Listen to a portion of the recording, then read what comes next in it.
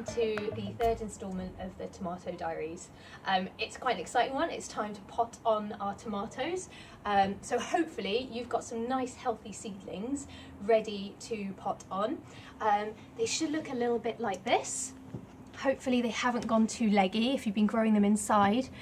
Some of mine are a bit tall, but as long as they've got strong stems, we're all good to go.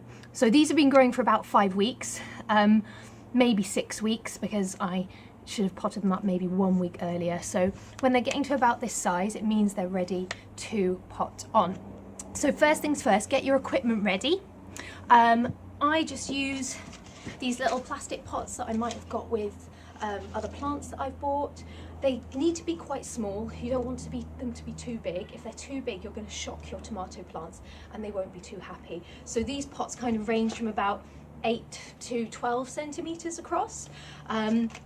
This year I'm experimenting with another type of pot as well. These are really nice eco-friendly Koya coconut pots. I ordered them online. I'll give you the link in the comments below. These are going to be great because the roots will be able to grow through these. So it means that if I pop these on in these, I can put these then directly into the ground and they will decompose. So I'm going to give these a try this year as well. Also, make sure you get your labels ready. In actual fact, what I do is pre-write all of my labels so that when I'm potting on, I don't have to keep writing new labels and getting them muddy. Also, another little thing I get ready at this stage is a few little offcuts of willow or little sticks, because you might find your tomatoes already getting quite tall and they need a little bit of support. So these are just going to be there for a bit of support. Then over to your soil. So at this stage, you don't have to use seed and cutting compost, but I've just used a bit of a mix here. So this is my old seed and cutting compost mixed with a bit of coconut coir, which is the stuff that comes in blocks in the garden centres, same stuff that's made the pots actually, and you put water on that and it just expands. It also helps to retain a bit of moisture. That's mixed with some multi-purpose peat-free organic compost and a little bit of vermiculite, as we did before, to retain moisture. So there's a bit of a mix there, but just use whatever you've got really. If you've got a bit of multi-purpose compost, bit of seed compost, mix it all together, that's going to be fine.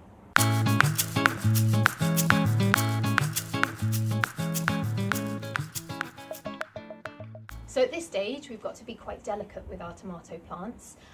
We don't want to damage them as we're potting them on.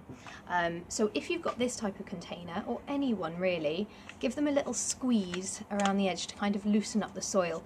You really want to keep as much of the root system intact as you can as you pot them on. There's different pieces of advice about which part of the tomato plant you should and shouldn't touch when you're getting them out. Generally you can touch the baby leaves because they're the ones that are going to come off anyway, but I tend to gently kind of take them at the base of the stem and hopefully it will gently come out like this. So you can see here that this root system has stayed intact here, and it was definitely time to pop this on. This one was ready. So just going to pop a little bit of compost into the bottom here. At this point it's a good opportunity to bury your stem a little deeper, especially if they've gone a bit leggy. So just pop your tomato into the centre, hold it in place, and then gently fill around with your compost. And then you really want to just firm it down gently around the edges, making sure it's compacting nicely. There we go. So that one's pretty much ready, but don't forget your label. So that one was an Elsa Craig. So let's pop one of those in there. And the last thing I would do before we water this and put it inside on a sunny windowsill is sprinkle the top with a little bit of vermiculite. It does retain moisture, as I said before, but also this helps to reflect the sunlight, and because these are going to be growing on a windowsill, we need to get all the sunlight we can. So When you've got to this stage with all your tomatoes, give them a light watering. Try not to, make sure you use a fine rose, try not to damage the leaves. You might also want to, if they're leaning over or getting a bit tall, pop in a little stick for a bit of support there. And then you want to keep them really well watered. Tomatoes really don't like to dry out, so make sure you're watering them really regularly. And if they are on a windowsill, make sure you're rotating them so that they're not leaning over to the side too much, and they should be happy tomatoes.